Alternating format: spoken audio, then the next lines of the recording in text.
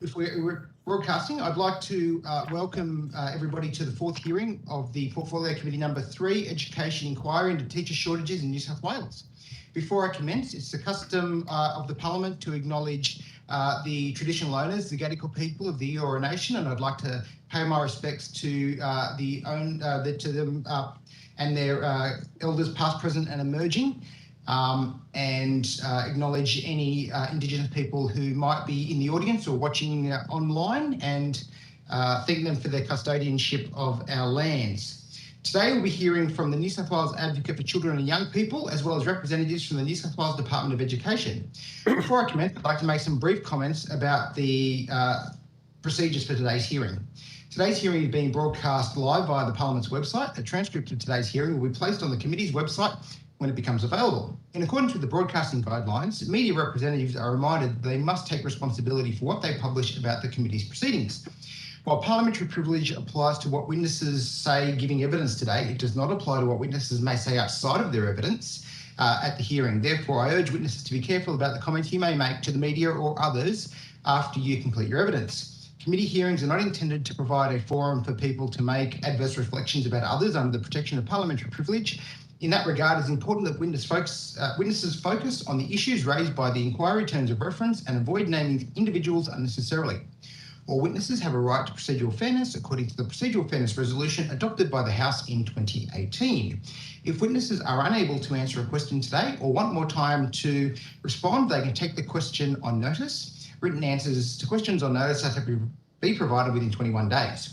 If witnesses wish to hand up documents, they should do so through the committee staff, and for those witnesses appearing via WebEx, by emailing them to the Secretariat.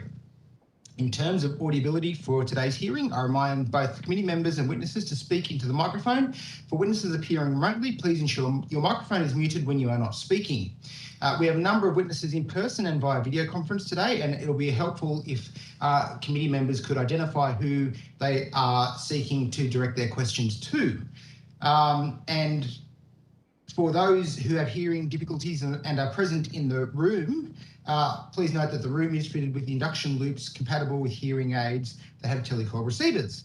Finally, could everyone please turn their mobile phones to silent for the duration of the hearing? I now welcome our first set of witnesses. Could each witness from my left, which would be if I was in the room, if you could please state your name, position and title and swear either the oath or the affirmation. Zoe Robinson, the New South Wales Advocate for Children and Young People. I solemnly, sincerely and truly declare and affirm that the evidence now about to be given by me shall be the truth, the whole truth and nothing but the truth. Thank you, Ms. Robinson. Campbell Quintrell, HSC student. I solemnly, sincerely and truly declare and affirm that the evidence now about to be given by me shall be the truth, the whole truth and nothing but the truth. Thank you so much for that. Now, I believe that the chair may have just arrived. So on that, I'll hand over to the chair. Thank you, Wes. Thank you to the Deputy Chair and thank you to Ms Robinson and Mr Quintrell for being here today. I'm sorry I was just a little bit late, but driving in from Western Sydney wasn't the easiest assignment in the weather we've got. So I'm sorry for that, but thank you for being here for this hearing into the teacher shortages in New South Wales. And Ms Robinson or Mr Quintrell, would you like to make an opening statement which is available to you? I would like to. I'd also like to acknowledge the traditional custodians and First Mr. Quintrell, do you want to just pull your microphone a little bit closer? Yep. I'd also like to acknowledge the traditional custodians and First Peoples of the land on which we gather today, the Gadigal people of the Eora Nation. I'm here today representing students that are being heavily impacted by the chronic teacher shortage, students that are arriving at classrooms without a teacher, students whose dreams and aspirations aren't being nurtured. I'm here representing students that, like me, feel as if they are being forgotten and ignored in this conversation, even though we are suffering the most due to the shortage. As an integral part of a functioning school system, I believe we deserve to be listened to and included in creating solutions to the issues impacting our school system the most. Students are not blind to the issues around teaching, and we know how those issues impact us. Teachers are not being provided with a relevant university education, effective early career support, and manageable workloads. This has resulted in the school system not providing students with a quality education that can nurture our talents and prepare our futures. We need to formulate a holistic solution where each variable affecting the teacher shortage gets the attention required to solve it. I'm here for my sisters, friends, and every current and future student who deserves nothing less than a quality education. Thank you. Ms Robinson? I just would like to start by acknowledging the traditional custodians of the land and pay my respects to the elders past, present and emerging. Only short words to say thank you to the committee for welcoming a young person today. Campbell has travelled from Broken Hill and obviously these are his words and his truth, and so we're very grateful for the committee to be hearing directly from him today. Thank you. Okay, thank you. Now questions from the committee members. We'll start with the Labor opposition. Thank you. Sure. Well, thank you, Campbell, for coming, and thank you, Ms Robinson, for facilitating Campbell's attendance. It's always good to hear from young people. Their voices are frequently ignored, and they don't get the appropriate attention that they really deserve, and so it's useful to have you here today. I suppose I wanted to ask you really about the disruption that you've experienced as a result of the department not being able to provide the necessary teaching resources for your school. So perhaps if you could just tell us a little bit about situations where you found that you haven't had a teacher, or you've had casual teachers or churn. Perhaps if you could elaborate on some of those experiences that you've had. Yeah, thanks for the question. Throughout my entire high school experience, prior to COVID, during COVID, and even coming up to my last days, which were only this week, I've had classes without teachers, casual teachers, teachers on temporary contracts who we just know are going to leave because that's just how it is at my school. There's a extremely high turnover rate that's it's never ending, it seems like, and regardless of the policies that come out, it seems to get worse and worse every single year. Sorry. Probably the worst experience I've had with teacher shortages would have been in Year 10 with my English class, which I wrote about in my submission. We had an amazing teacher for the first semester, one of the best English teachers I'd had to date. I was excelling in the class. I was enjoying English for probably the first time ever, and it probably is what's made me love writing like I do today. Essays is probably the only reason I've made it through school, and I can thank that teacher for that. We were the top of the year in English, and then at the end of term 2, he left, and we were in a classroom with constant casuals, temporary contracted teachers, and we went from the top class to the bottom class. The behaviour of some of the students spiraled out of control because it wasn't an environment that they wanted to be in anymore. English wasn't enjoyable. We weren't learning. The assessment results dropped. In-class engagement dropped. Behaviour dropped. It was a very bad experience, and it's not uncommon for students to experience that. Sometimes they go through it for a whole year. Sometimes it's a term. Sometimes it's half a term. But yeah, it's really difficult when you don't have that strong teacher-student relationship. Can I ask about I know you spoke about, I think Mr. Ing as the teacher. So he left mid-term, was it, or mid-year? He left at the end of term 2, so going over into the second semester was when he left. And was the reason why he left, was he promoted, or did he get a posting somewhere else, or what was the reason for him to... So he was leaving to, I believe, go to a metropolitan school. He received a job in a metropolitan school, so he was a father, and he wanted to take his family away from Broken Hill for a better education. The job obviously paid better, and it was a better school environment to be in, with resources for teaching and stuff like that. We all know it's very hard to be a teacher in a regional area, so it's just a better environment for him and his family. So he decided to move away. He always told us how much he wanted to stay and see us through for the whole year. He got us presents and stuff. He was very upset about leaving, but it was the best for him and his family. Sure. And the saddest part was that he didn't even go to another regional area. He left for a metropolitan area. So, Has that been an experience with other teachers that in your school where they perhaps come for 1 or 2 years and then soon move back to a metropolitan area or other towns closer to the coast? It's a quite a common occurrence. We see a lot of teachers come out for that initial experience and that big boost of money that you get from financial incentives, and then they realise what it's like to teach out in regional areas, and a lot of them cannot handle it, and because they were not properly trained or supported because of how the schools are run in regional areas. It's not only regional areas where it happens, but it's very highly prevalent there. It is quite often early careers teachers that will leave. We'll keep them for 1 or 2 years and then they'll go back to a metropolitan area.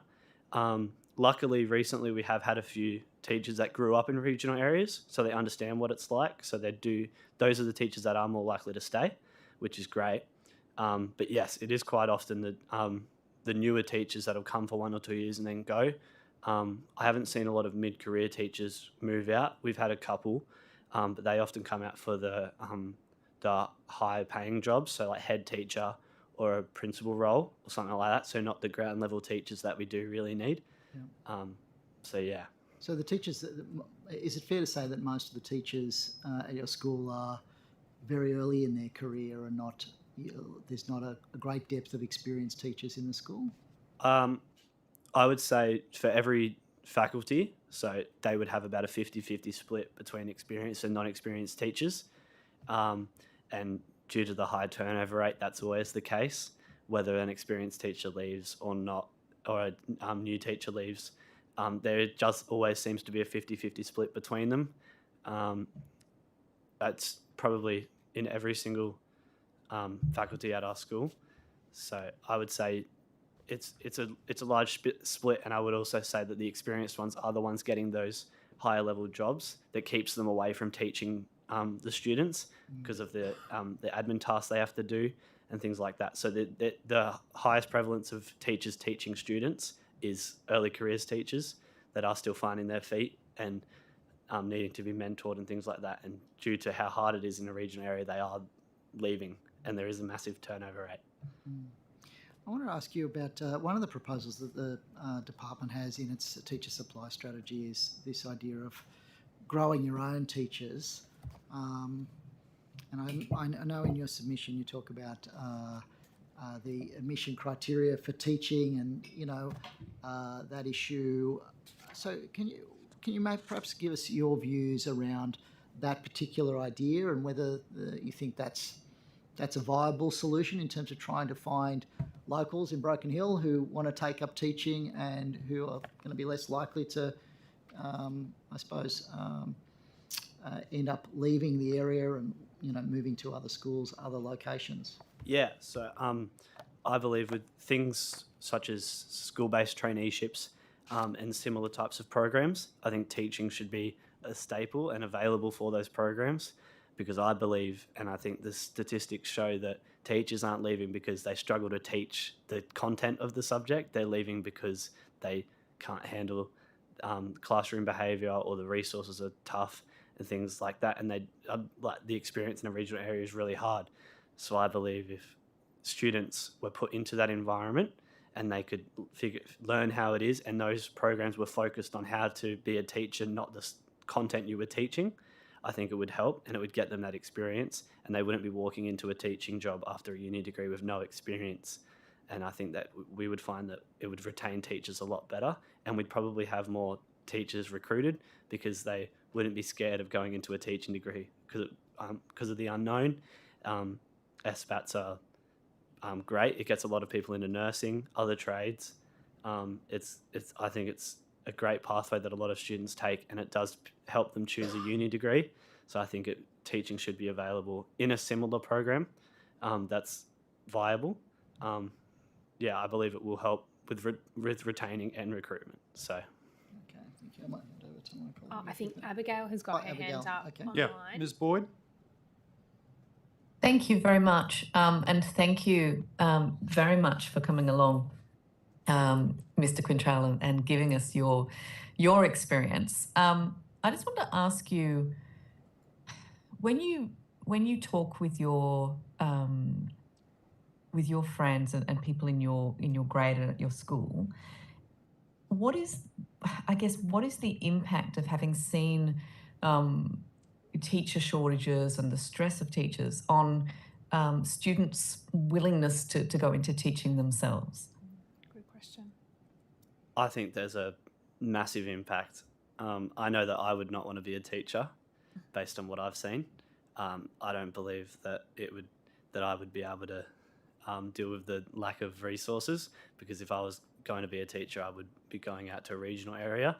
But I don't think I could do that, and I think that's the consensus with a lot of students. They see how hard it is for teachers. At my school, we've seen teachers cry. Teachers have had to leave our classrooms because they have mental breakdowns halfway through the class, and we've had to get the head teacher in to come and take the rest of the class because the teachers can't handle the environment. And I think things like that push students away, and it's usually the inexperienced teachers in their first few years that are still trying to find their feet and are struggling a lot, and they're not being supported correctly, and it's those hardships that stop a lot of young people. I can probably think of 3 people in my entire year that want to take up teaching, and there's a few of those that want to go to South Australian uni, so they may not be coming back to New South Wales. So yeah, there's a large consensus of people that don't want to be teachers based off what they see from the teachers at their school. And I think that's the same with many degrees. If you go to a doctor and you have a bad experience with a doctor, you probably not want to be a doctor. I think that's how it works. Young people are very impressionable, and right now the impression from a lot of teachers is teaching's hard. Yeah, just one more question. I'll hand back to my colleagues.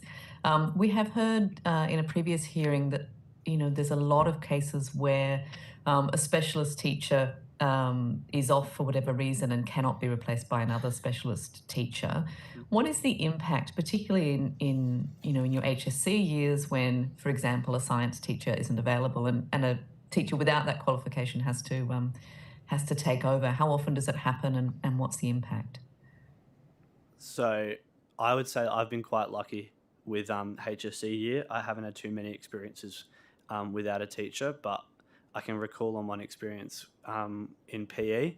So my PE teacher got COVID, so they could not enter the school, and we did not have a teacher for that entire week she was away, every single PE class. We were on minimal supervision, if any supervision at all. We were given PowerPoints or textbook work to do, and it's proven by statistics that that's not the most effective way to learn. Individual learning is nowhere near as effective as having a teacher in front of you explaining the content, especially considering each student learns differently. So it has massive effects on academic achievement, especially for HSC students, because a lot of the content is a lot more advanced, and it's crucial content. You can't miss something in HSC. Like, it's all very important. You can kind of get away with it in the junior years, missing something, because it's easy to catch up on. But in HSC, you've got such a strict time schedule that if you miss a whole week of learning because you don't have a teacher and you can't get through the work as effectively, you're behind. I know in PE we had about 2 weeks of revision in total for our trials, when we were supposed to have, based on the schedule, around 4. That's also due to sporting carnivals and other things getting in the way, but a lot of it was missing out on those lessons with the teacher, because when they came back, we would then have to catch up on the work we missed, taking away time. So it has a massive impact on the timing of teaching and the motivation of students and a lot of things. Wes Fang? Thank you, Chair. Campbell, thank you so much for travelling all this way and coming to Parliament to share your experiences. I think it's extremely important to hear your voice as well as the other voices that we'll hear during this inquiry. I just wanted to ask you, I know you're a member of the Regional Youth Task Force, and it's made up of a number of young people from across New South Wales. Do you think you could provide perhaps some of the discussions and some of the deliberations, solutions that not only you, but some of the other young people from that group may have considered? Because I think, as somebody who's at the coalface, it's obviously something that will have been discussed, and you might be able to, or your colleagues, your fellow students, might be able to provide us some insights. You've got a perspective from Broken Hill, but it may be different to ones that are from different across regional New South Wales. Are you able to provide some of those insights to us? Yeah, of course. Every young person's experience at school is different. Every school goes through different challenges. With education's been a topic at every single one of our meetings, whether it's directly in our schedule or whether it's just conversations on the side. It always gets spoken about. We had Sarah Mitchell at our second meeting, so we had an intense conversation about teacher shortages and the policies that are in place and things like that.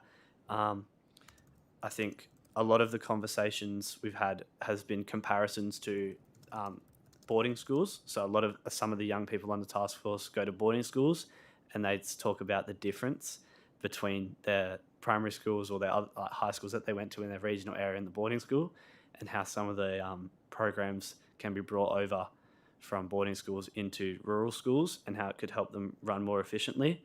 They also say there's always that comment of, obviously, the boarding schools have better resources, higher amounts of teachers, and they're just better off in general due to the funding, area, resources.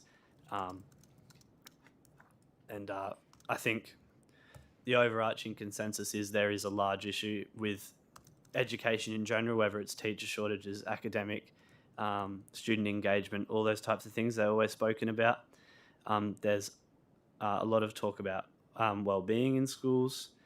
So we have large chats about education all the time, and there's always solutions coming out, and then we debate the solution. And yeah, it's really good that we had Sarah Mitchell there, because I got to give her some research that I've done, and we've continued on having conversations. So it's going really well. Excellent. I know there's only a little bit of time left, so if there's some other committee members that perhaps want to ask a question, then I'll cede my time. But I just wanted to thank you, Campbell, for travelling all this way and providing, I guess, a regional and youth perspective, because it's really important to us. Thank you for giving me the opportunity. And finally, Campbell, could I ask, does your school have a student absenteeism problem? What would you estimate to be the attendance rate? I just tried to find your annual report on the website, but it doesn't appear to be there. So I believe that our school has obviously not the best attendance rate it could be, but it's definitely not the worst. I think we have a high amount of students that are coming to school. There's obviously, as every school, students that do not want to come for various reasons. But I think at our school we have, I feel like it would be an average attendance rate in comparison to other schools. yeah, because it's sort of the flip side. We're inquiring into teacher shortages, but if there's only a relatively small number of students at the school, then it's a bit skew-if as to what teacher shortages might mean in practice. For instance, you're from Western New South Wales. When I visited Walgett and Burke high schools, because of absenteeism, there was a teacher for every 2 students there that day. So the crisis in those schools was about attendance, not teacher shortages. So do you think that's common in Western New South Wales, that teacher shortages perhaps are relative to student attendance? And at high attendance schools, of course, these shortages are critical, but we've also got to address absenteeism in some schools to make sure we've not only got teachers there, but we've also got students. I would argue that teacher shortages do play some role in student absenteeism. Right. I believe if a school has a teacher shortage and the environment is not welcoming for students, they are less likely to come to school. So if you in turn solve the teacher shortage issue, you will help the absentee issue in schools across New South Wales. I believe that our school does have a higher rate of attendance, and there is a teacher shortage issue. And if attendance is dropping, I would argue that the low amounts of teachers or low amount of quality teachers is affecting the attendance of students. Thank you. Other questions from the committee members? Courtney Houston? I just have one final question. Thanks very much, Campbell, for your testimony and for your comprehensive list of recommendations. I think that's excellent. And I just really commend you on how you presented your submission and how you presented today. Thank you so much. It's been really helpful for us. Thank you. I have one question for you. I have a couple, but I think we'll only have time for one. You said that you often get new teachers or teachers who have recently graduated from university. What's your experience as a student in terms of how equipped they are to teach you, their understanding of the content that they're teaching you, but also just the way they can respond in the classroom? I don't think that early careers teachers and teachers that are new to the profession have a problem with teaching the content. A teacher that more often than not, they will be teaching content that they are passionate about at school. Teachers, students that love history will most likely become a history teacher. So I don't think there is a problem with teaching the content. I've never had an issue understanding a teacher when they're teaching content to me. It's more about how they teach the content or how they manage the classroom, and that comes down to other issues with the amount of time they're allocated planning. I often come to unstructured classes. There's classes where I'm just chucked a textbook. This happened more often in my junior years, so the teacher could have time to plan for their senior students. Yeah. So they would give the junior years a textbook and a couple of questions while they would use the class time to prepare for their senior lessons, so that those students could get the best education they could because prioritising them is more important. So there's issues around the admin side of planning, but it's not so much their ability to teach the content, it's their ability to prepare to teach the content. I think they understand the content and the concepts. I just think it's how they teach it and how they are allocated time to prepare for it is the main issue. And I saw you talked a lot about the workload in your submission, and I really appreciate that. And I think even just in your comments then, you talk about prioritising. Of course, it's important to prioritise, but those building blocks that you're learning in those junior school years are what's going to set you up for your senior years. Exactly. It does create a lot of gaps when teachers have to use class time to prepare for other classes, and that's when you start seeing academic achievements drop through the years. Of course. No. Thank you. Any other questions? Mr. Farlow, Mr. Fang, Ms. Boyd, any final question? Mr. D'Adam? No, if not, we thank Ms. Robinson and Campbell Quintrell for their attendance today. It's been a big effort and very impressive what you've had to say coming all the way from Broken Hill, so we really do value your contribution. Thanks very much, and if we can just swap the witnesses over. Thank you. Thank you. Thank you.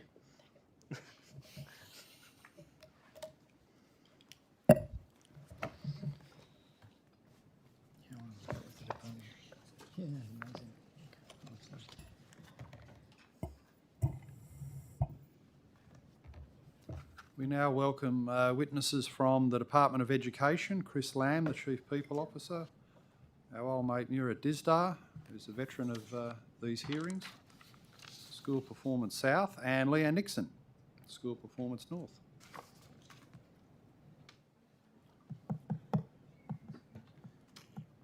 Leanne's second appearance in 1 week. No, twice in 1 week. Always keen to help democracy. So are we. Thank you. While you've all been here before, not for this inquiry, so each of you will have to go through the process of swearing in, which you know all so well. Thank you.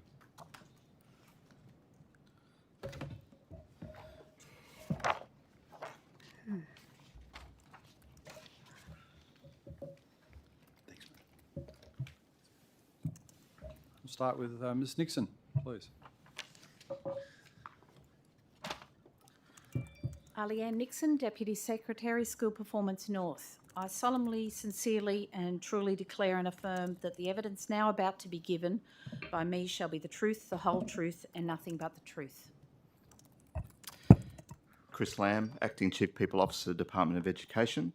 I solemnly, sincerely and truly declare and affirm that the evidence now about to be given by me shall be the truth, the whole truth and nothing but the truth. Thank you. Murat Dizdar, Deputy Secretary, School Performance South.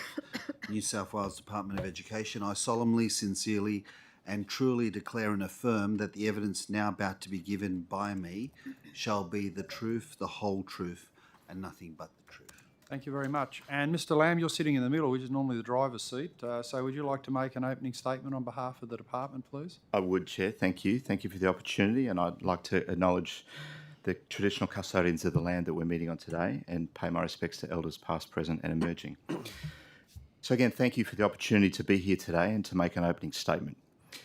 Education systems across Australia and abroad are grappling with the challenges of increasing student enrolments, declining numbers of graduate teachers and subject diversity demands. As the largest employer of teachers in Australia, the department has a workforce of more than 92,000 teachers.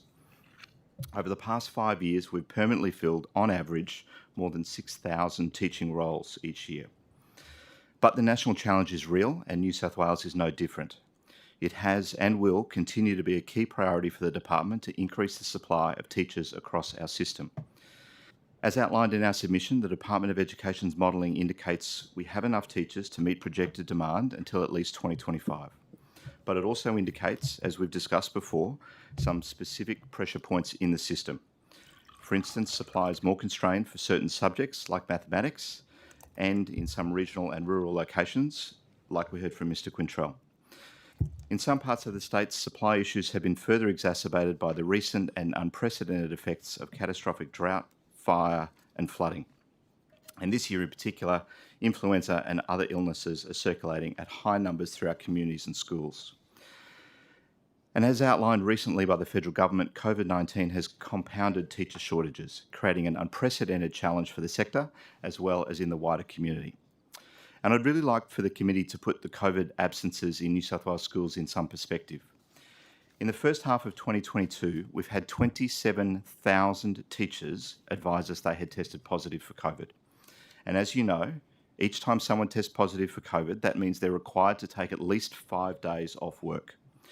In addition, many teachers took leave to care for a family member who may have had COVID. And in addition to that, there was significant sick leave because of the bad influenza season. And to get a sense of the scale of this impact, teacher sick leave to June this year was 38% higher than the same period last year and 60% higher than the last pre-COVID year.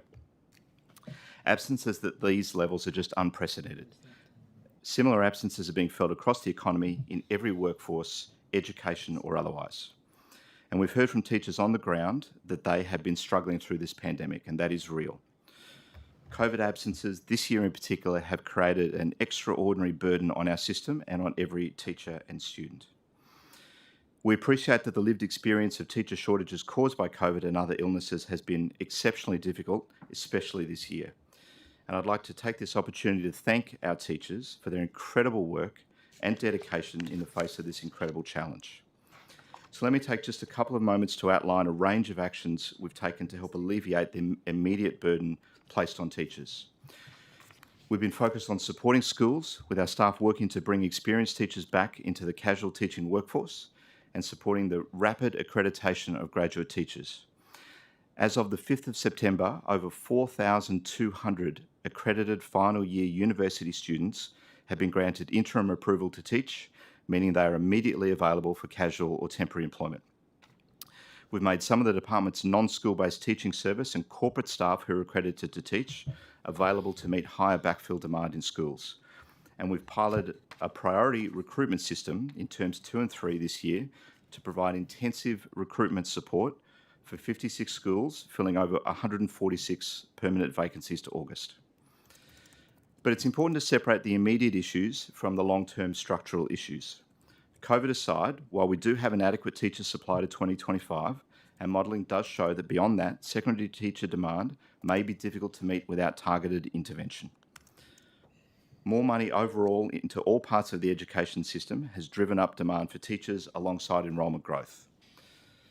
Our modelling factors in historical increases in funding in schools, and we're working to improve visibility and therefore the capacity of the model to assess demand impacts of new programs and initiatives earlier in their establishment. Now, we model teachers for demand in the public system and supply of teachers into the public system as we hold more complete data on the drivers of supply and demand and the underlying behaviours for the cohort of teachers. But clearly, with a third of students outside the public system, the decisions in other sectors and schools do have an impact. There are a number of improvements concerning data collection and consistency that will drive increased confidence in the supply and demand forecast scenarios, and that is why New South Wales has been leading the work on data following the National Teacher Supply Roundtable.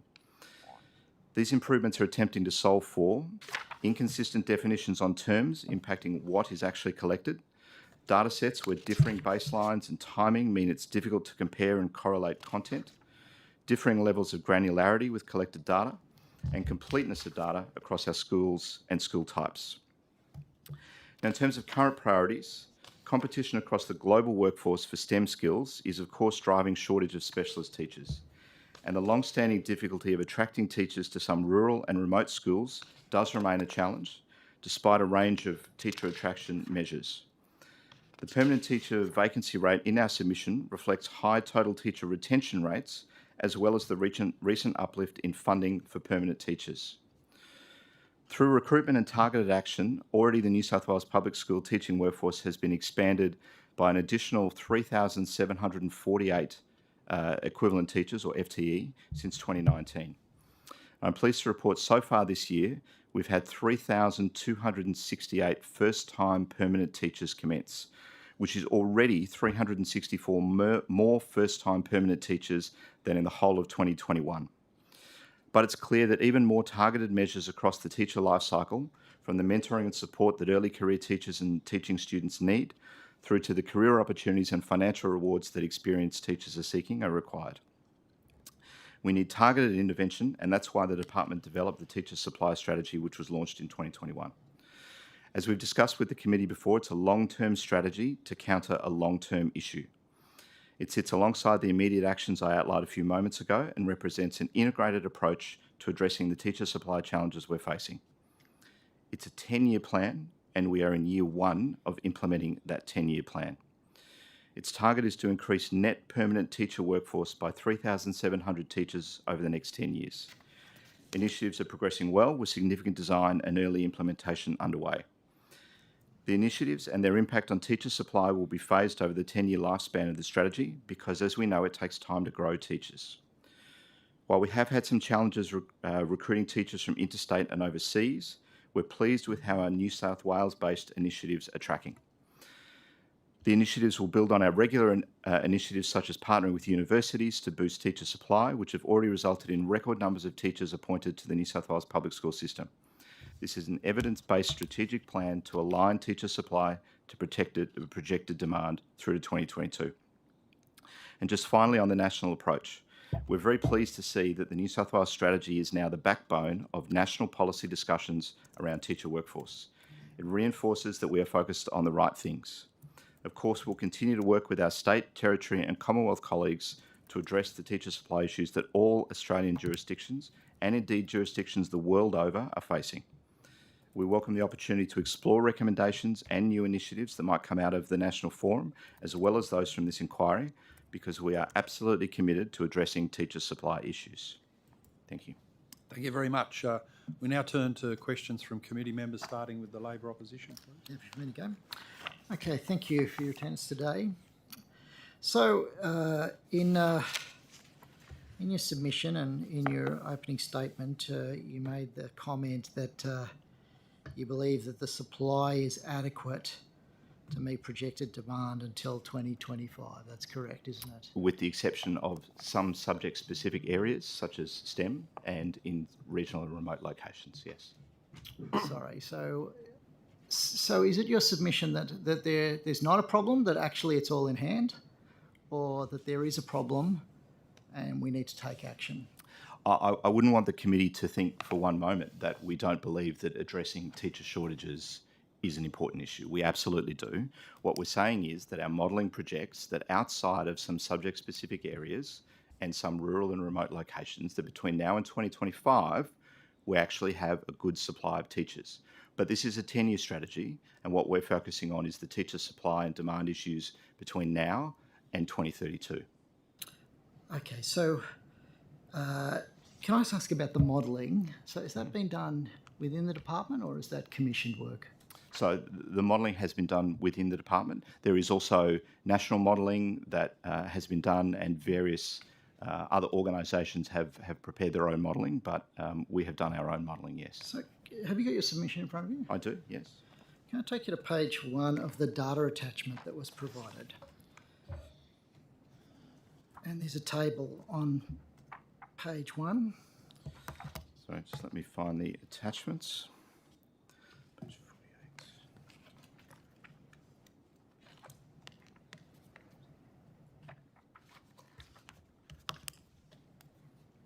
Sorry, my attachments don't have page numbers on them. What is... The data attachment, it's on the first page, headed Teacher Demand and Supply, and Table 1.1, Forecast Teacher Demand and Supply, all schools incorporating teacher supply strategy.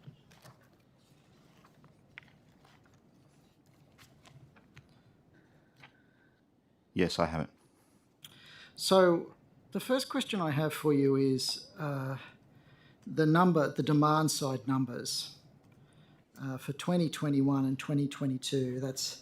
They're known, aren't they? That's the known number. That's the full-time equivalent number of teachers in the system, isn't it? That's 70,368. So the demand reflects what we do know today about the school enrolments, subject choices, etc. So that's on the demand side, yes. So that is the number, isn't it? That's the number of full-time equivalent teachers in the New South Wales Department's employ, isn't it?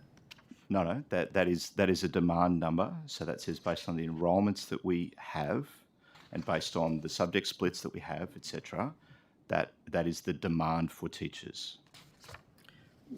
Well, can you just explain what that means? Is it the number of teachers that we need? Is that what you're saying?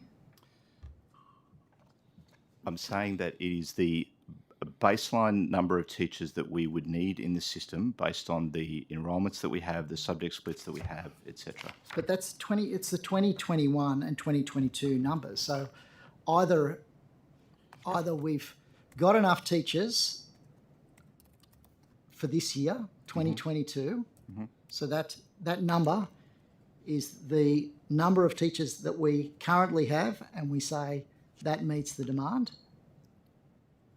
Is that a fair assessment of what you're telling us through this graph? So I think what you've got to take into account is the demand is a baseline number based on. No, I'm asking about now, today, 2022. Mm-hmm. The number there is 70,368. Mm-hmm. That's roughly equivalent.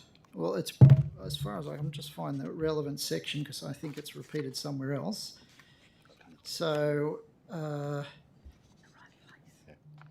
Deadam, for the benefit of the other committee members, myself included, whereabouts is this table? You said it was on an unnumbered. It's in the amended submission that was provided by the department. Right. There's a data attachment. Okay.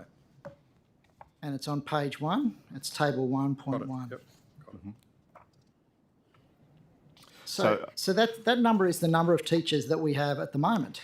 So I might ask Mr. Disdar to explain that a bit more clearly. Mr. Deadam, we make that clear in the paper that student enrolments is the main identified driver, so we take the total enrolments in the system. We also take what the staffing formula is at the time. We assume that staffing formula does not alter. That staffing formula goes to the teacher allocation on class size. Class size varies from kindergarten through to year 12.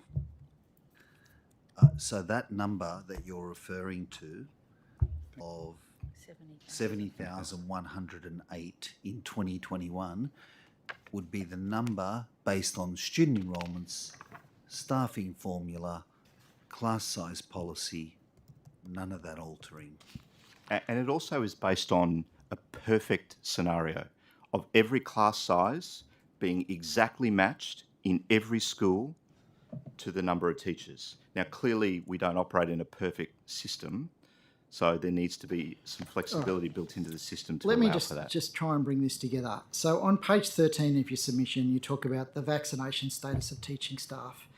And you've got a total there of 78,535 teaching staff, right, in terms of the total number fully vaccinated and the other categories. So 78,535 is the number of staff in March 2022, teaching staff that the department had. And where have you got that, Mr. Diadam? This is at page 13. Right. My page 13 does not have those numbers Okay, on well, it. it's table 7.3 in the submission, if that's not the...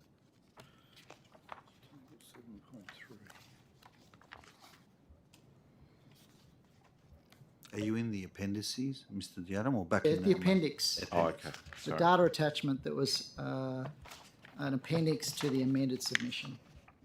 Right.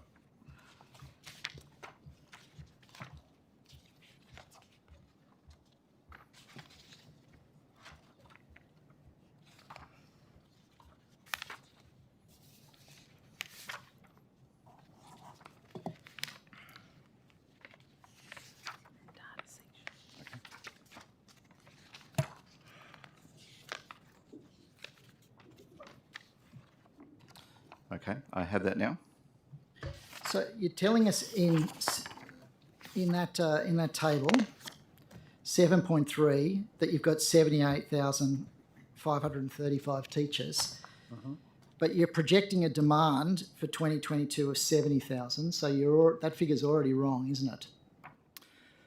You're talking about a Do you have more modelling teachers number. than you need, or do you have less Answer. teachers? So you're talking about a modelling number in a perfect scenario versus a number of actual teachers. They're not the same data sets. That you're talking about two different things. What does the model tell us if on the year that we're actually in, the projection is 70,000, and that figure is not reflected in the actual number of teachers the department has? Mr. Diadam, Surely that raises questions about the accuracy of the model, doesn't it? this information will help. Why that table has 78,000, like Mr. Lamb was saying, that goes to the actual teachers in the system, because a school has two buckets of employment. One, the number of students at that school, and the system using the staffing formula, the class size policy, to allocate FTE, full-time equivalent staff on that number. I understand. Then, as you know, Mr. Diadam,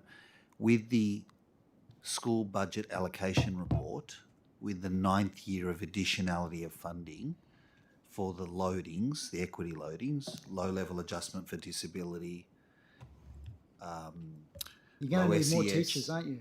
EALD, what happens with that additionality of funding is schools hire additional staff. Teachers. So this number differs from that first number you were describing because it goes to the actual numbers of teachers in our schools, which is both an allocation and schools are employing additional staff. Yeah. The first number you referred to is the system allocation number. Okay, so here's the problem with the model, isn't it, right? If the model is premised on FTE, which it clearly appears to be, and you actually need, well, you've got 78,000 there, but in fact, in terms of headcount, if you turn to table 8.1, you actually have a headcount of 92,674 teachers in 2021. 92,000 versus a model that says you need 70,000.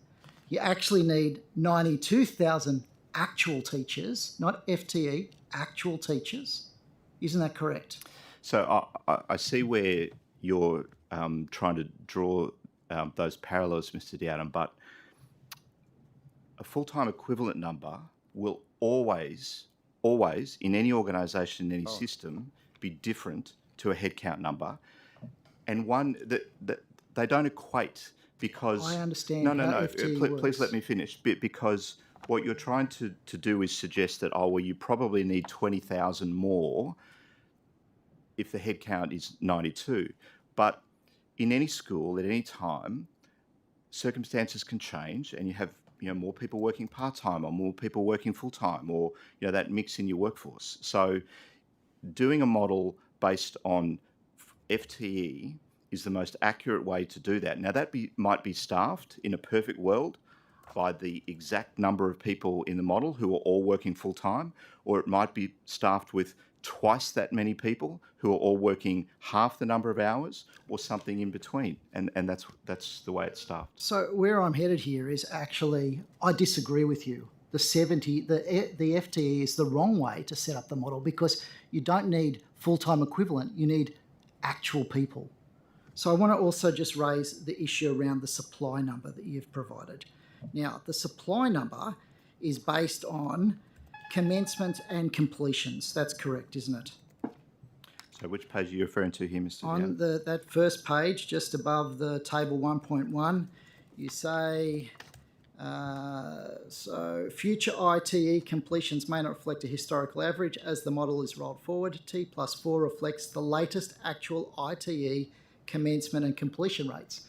So that's actual people completing initial teacher education. Well, it's projected, yes. Well, presumably not for 2021. You actually know how many people completed. For 2021 we do, but the page 2022? you're talking to covers to 2026. So you're talking about actual people, not FTEs, actual people completing degrees. That's right, isn't it? Indeed, Yes.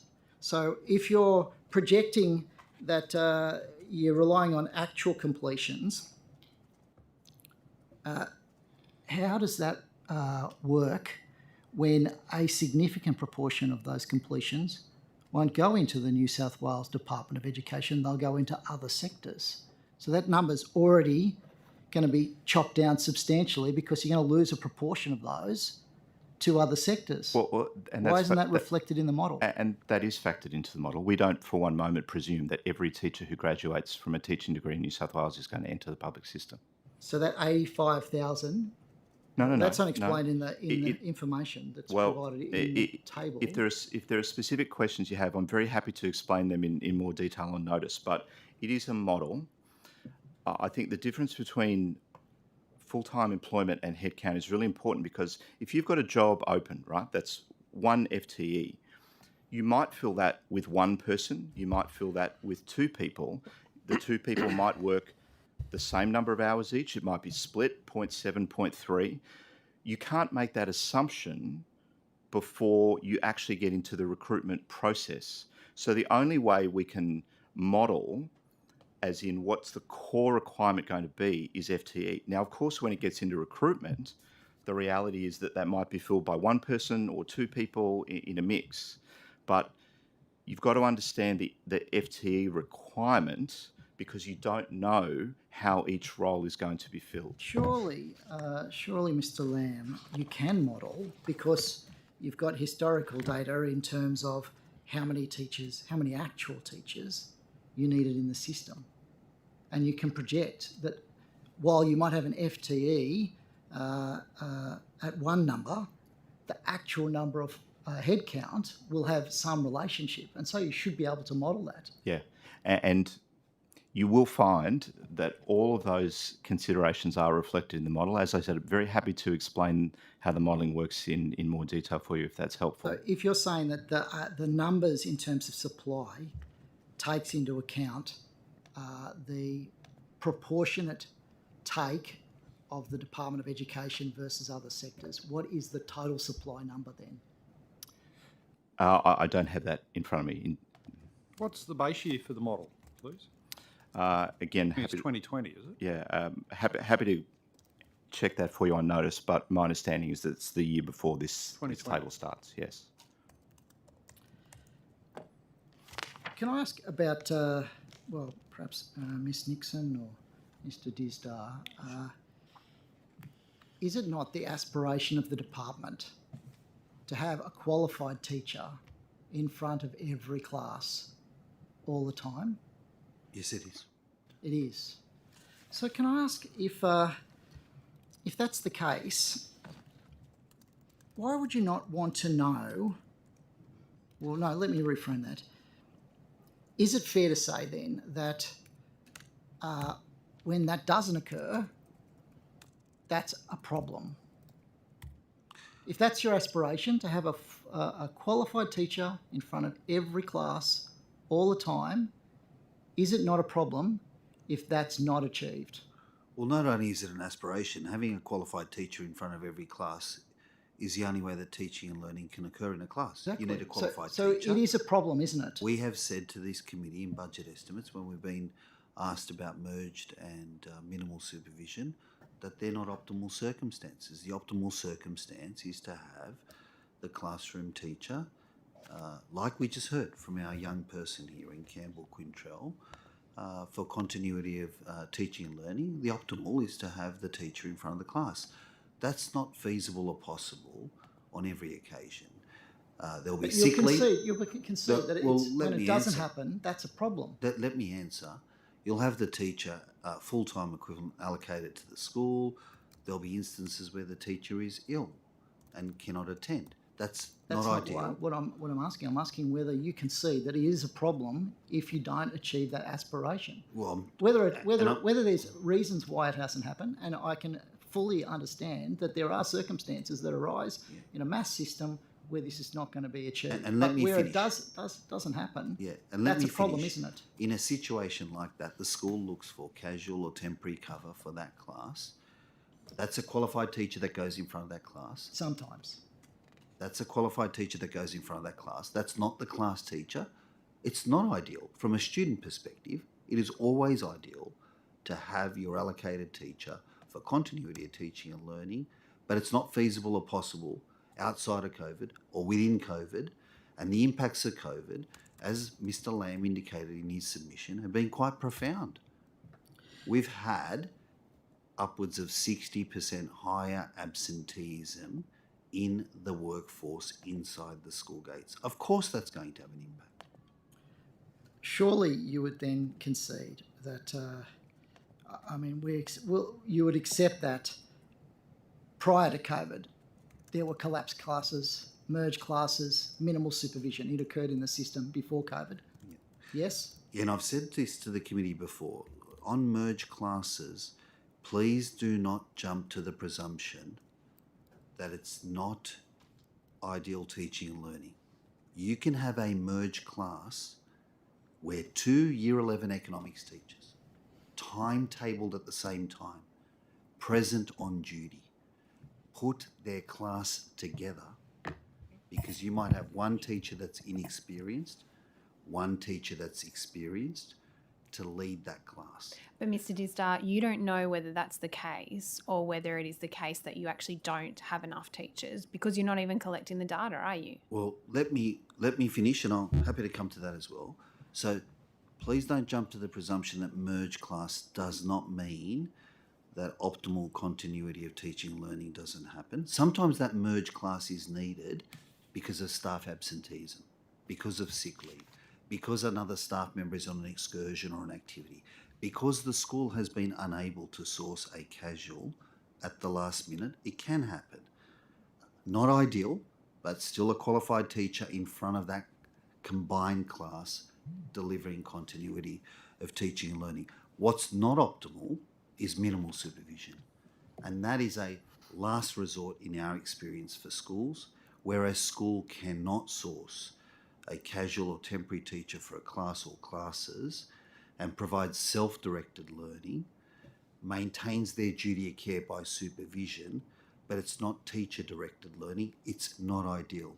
I think it's important to you're not distinguish. answering my question. I We think have it's limited really- time. I'd like you to draw you to my question, these which are not, is you these are not don't simple know. things, and sometimes they're misconstrued, and that's why the detail here is important. And we've taken the detail, and I understand what you're saying about a junior teacher or a less experienced teacher and a more experienced teacher, but you don't know the extent of what is occurring because you can't even collect the data, do you? We have said in estimates just recently that we have never centrally held that data or made it a requirement for schools to maintain that data. This goes to the operation of a school.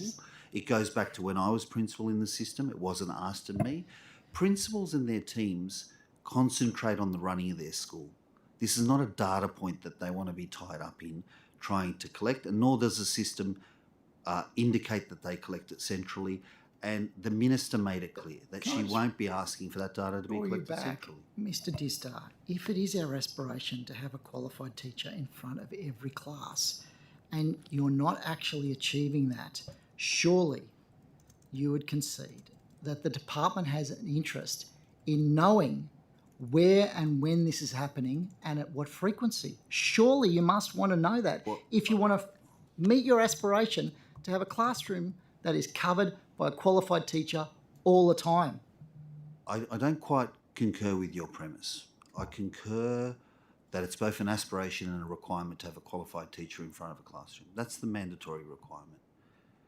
Where I don't concur is that there'll be operational requirements and reasons each and every day, in or outside of COVID, where that will not be feasible or possible. I want to give credit to schools and their leadership teams. They source casuals, use our casual direct system, share among schools, use the additional staff that they may have to come off programs for a short period of time to provide a qualified person in front of a classroom. Where we work really hard as a system... Don't you want to know, Mr. Dister? Where we work really hard as a system through our school workforce recruitment teams is to help schools make sure they've got their FTE staff, where they've got large numbers of vacancies. So it's not a priority, that's what you're telling us. Well, it is a priority to help those schools to fill those positions. It is a priority to make casual staff available to schools. It is a priority, and we have, with casual supplementation across pockets that are hard to find casual staff, make that available and support our schools. What's not a priority is to collect that data because the operational requirements are more important to our schools and to the system. How bad does it have to get before you, at a central level, intervene? How do you know when it's bad in a particular area or a particular principal network, particular school? How do you know when it's getting to a state where it's unacceptable? Well, several mechanisms. One, I want to call out the strong working relationships principals have with their directors' educational leadership and through them back with the school workforce team. So the school workforce team can see the vacancy data and they work assiduously to fill every single vacancy across the state. If schools are struggling on the casual front, they've already reached out and connected with us, and that's why the Minister committed to a casual supplementation program across the state to have pools of casuals in hard to staff, hard to find casual teacher locations to support. I mean, it's not a blind exercise. There's a data exercise at school workforce, and then there's a working relationship between director and principal so that we can support on the ground. Okay, we'll have to come back to the opposition members who've had a fair crack. Ms Boyd, please. Thank you. I wanted to ask you, it's also about data, but slightly different data. Does the department track teachers' complaints about being bullied or abused, whether it's by other teachers or students or parents or anyone else? We do track that sort of information. I don't have any of that with me today, but if you have specific questions about that, then I'd be happy to provide that on notice. Yeah, if you could, that would be very useful. It'd be interesting to see what they sort of a breakdown of what those of the numbers of those complaints and over time. So let's go back 5 years. That would be very useful. Okay, if I could just ask, in a supplementary question or whatever, that you just be a little bit more specific about what it is that you need, and then we'd be happy to provide that for you. Okay, happy to do it. What procedures are in place when teachers complain? Is it a sort of school by school process? Again, it would depend on the situation and where the complaint comes from and whether it's something that needed to involve police or that sort of thing. So it's a bit hard to give a generic answer to that. Okay, let's talk about something that doesn't involve police. So we have a complaint from hypothetical. We have a complaint from a teacher that they're being subjected to, for example, anti-Semitic bullying from a student. What is the procedure for them to go through? Mr. Tisdard, would you like to comment on that, or should we take that on notice? No, I can help, Miss Boyd. We'd expect our principal, who's the site manager, leader and manager of the school, we'd expect our staff member to make them aware of the matter and the complaint in the first instance. If it was a situation where the staff member may have reasons why they didn't want to do that, then the director educational leadership would be the next layer for them to refer the complaint and matter to. and then it would be whether it was the principal or the director of education or leadership to then manage the complaint. If the principal or the director requires assistance and support in managing that complaint, they could reach out to our professional ethical standards for support around how to go about that, or they could reach into our line management structure in school performance. Would it ever be a response in terms of managing that complaint for a teacher to be moved to a different school rather than for the actual bullying to be dealt with? Miss Boyd, it's a little difficult. I don't mean to be cute around it, but when you're dealing with a hypothetical, it's a little difficult. What we would expect is a thorough assessment of the complaint by way of interviewing the teacher, interviewing I think you said it was a student in this case, and the family. There could be other relevant parties involved, I'm not sure, but you want a thorough assessment. It's always important to treat it as allegations at that stage until we can substantiate those or not. If it were to be substantiated, Miss Boyd, we'd need to do the best to support our teacher as well as educate the young person who was involved in that matter.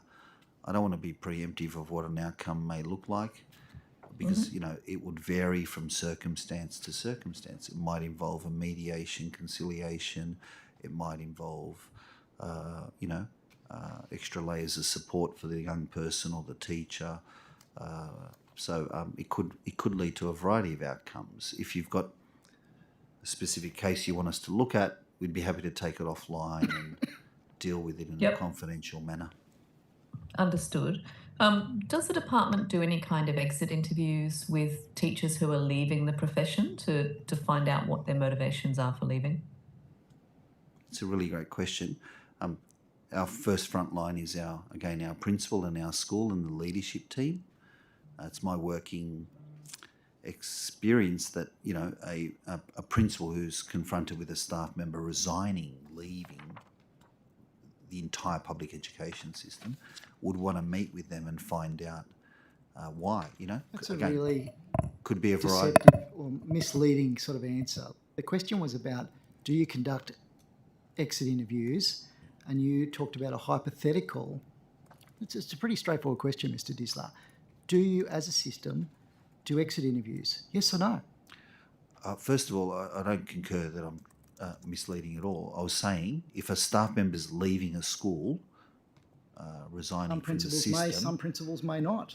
It would be my experience that the principal would want to meet and discuss that with that staff member. So yes, that's an exit interview conducted by the principal. But is what you're saying that there's not a requirement for that? It doesn't happen centrally from the system is what I'm saying. It's something we'd leave at a school level, So it's not required of the school by the department, and the department also doesn't then collect that data?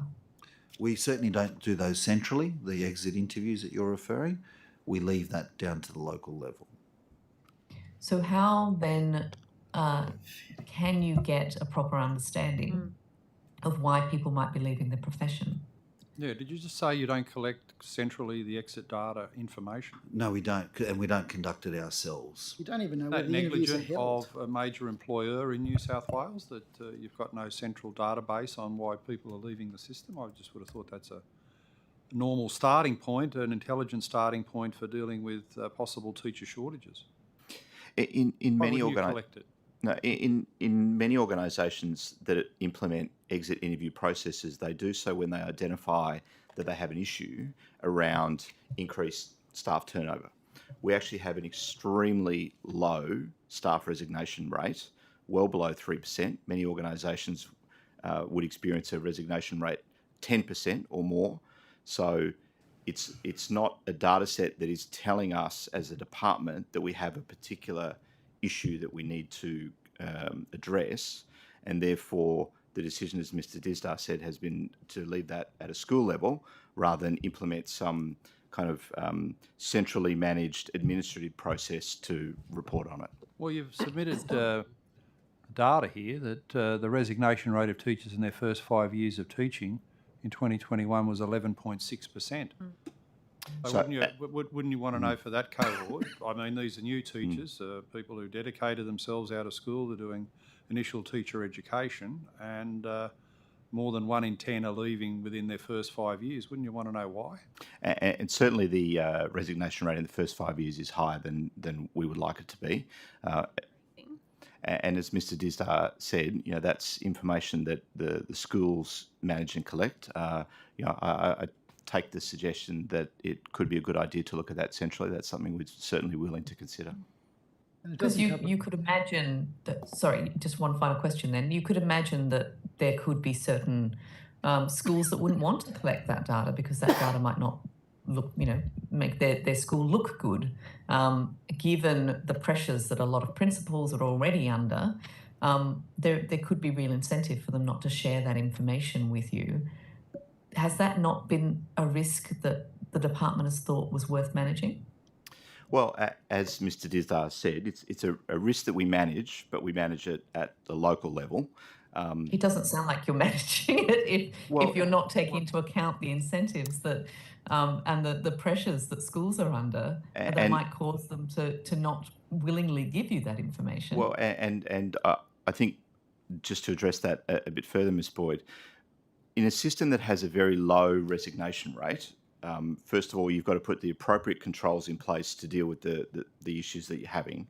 But second, as Mr. Dizdar inferred, principals and the DELs and the management structure in the organisation work very closely with the schools, and I would be very confident that if a particular school, a particular principal had an issue with staff leaving the whole system, not just leaving the school, then the Director of Educational Leadership would understand that issue and would already be talking to the principal about that issue, regardless of whether the principal wanted to share a piece of data or whatever. The DEL would know that. The DEL would see the recruitment that's going on and the activity that's happening.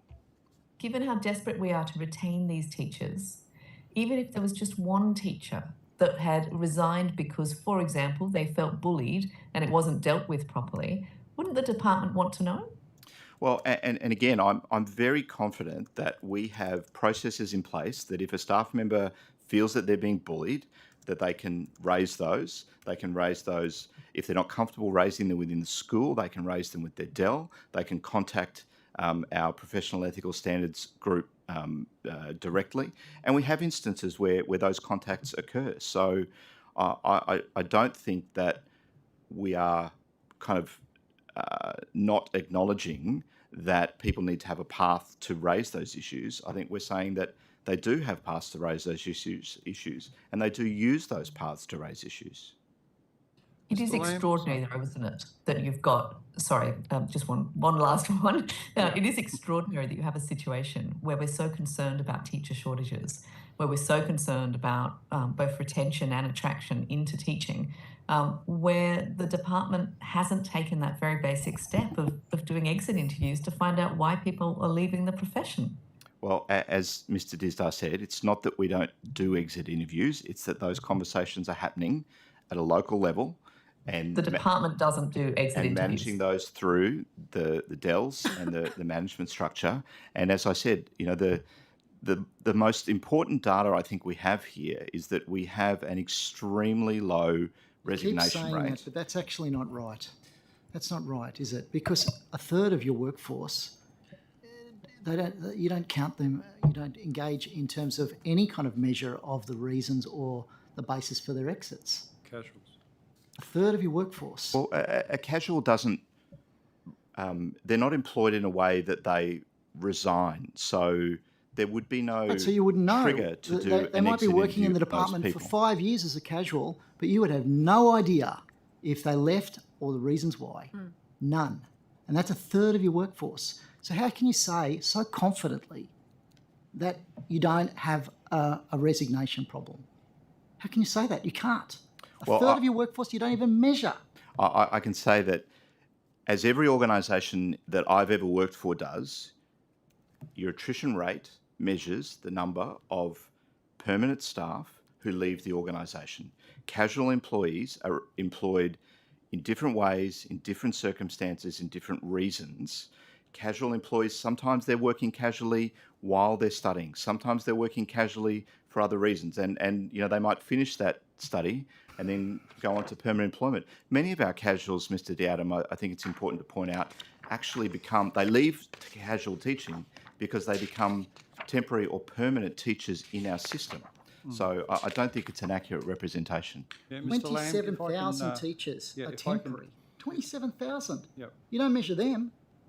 So our temporary teaching workforce certainly is higher than we would like. As we've talked to the committee before about in estimates, there are a number of reasons why that is. Sometimes there are circumstances that under our current staffing agreement actually don't allow us to fill a role on a permanent basis. When someone's on parental leave, for example, when someone's on secondment We somewhere else. understand that there's No, reasons Mr. why. Dowdham, you've had a good go. It's my turn to ask a few questions, if you don't mind, but they're along similar lines. Earlier on, Mr. Lamb, you essentially blamed COVID for the teacher shortages this year and last, and obviously that's a contributing factor with teachers sick, and there was also a bad flu in the winter just past. But in normal circumstances, wouldn't you have expected that the reserve army of casual teachers would have stepped up and filled those spots? Where did all the casuals go to the point where we had these critical teacher shortages? Chair, with respect, I think we've talked to the committee about this before. This myth that there was an army of casuals was never accurate. I think we've provided the numbers in after estimates in March this year to explain where those numbers come from. And you know, we don't have this army of casuals and haven't had. There's 27,000 temps, you just said that. Temporaries are not casuals. Yeah, 12,000 casuals. in 12,000 2021. casuals. So 12,000 casuals who work. Where'd they all go? Why didn't those 12,000 step up to fill the gaps?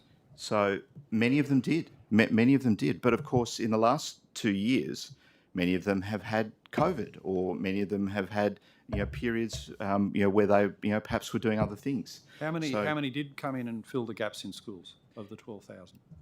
In what time frame are you talking about, Mr. Latham? The last 2 years. I have to take that on notice You in don't terms know, of the do exact you? number. Isn't this the problem with the failure of central data collection, not doing it, that you just don't know? and you don't know where they've gone. I'd put it to you that most likely a lot of them left teaching during the lockdowns when they had no work. Others looked at the mandates and left.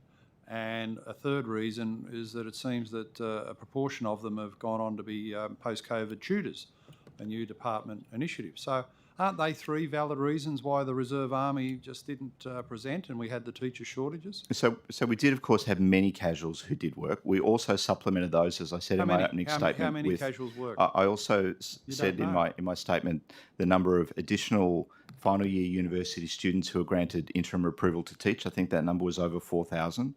We've had more than 500 people come back from retirement to work. We've had our non-school based teaching service work. But I think the committee really needs to understand 27,000 teachers have told us they had COVID.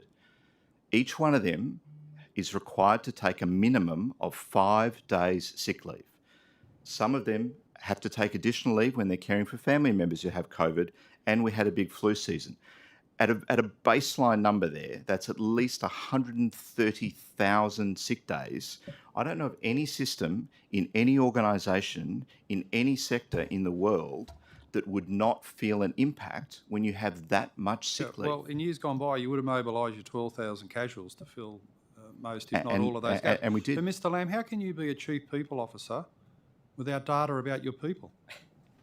So, Mr. Latham, I've said before, we have a range of data measures that we report on.